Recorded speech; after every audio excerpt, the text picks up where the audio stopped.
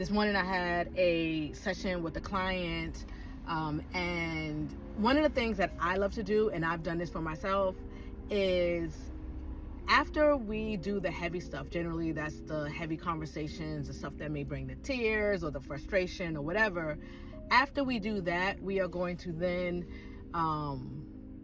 transition, right? And in that transition, I like to go for walks.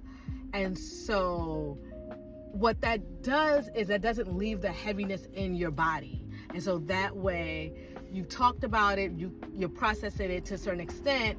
I'm not a therapist, so we're not doing that type of work, but as someone who's more of a guy support coach, whatever you want to call it, we want to transition into, okay, so what are you going to do next? And what I like for them to do is move their bodies.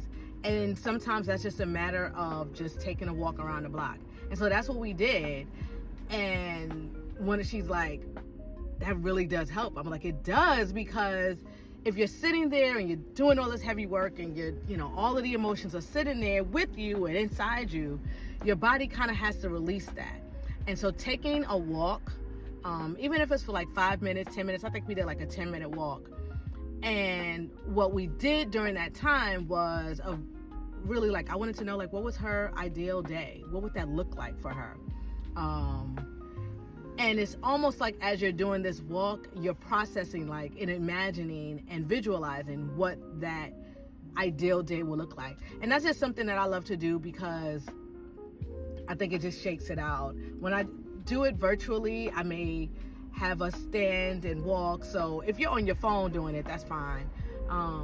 But yeah, just a technique that I use. So even for yourself, if in the morning you've been journaling and you're having these like heavy moments, go for a walk. Go for a walk, and in that same moment, think about your ideal, like, what would this be ideally? What would ideally be happening, right? Like, what would that look like?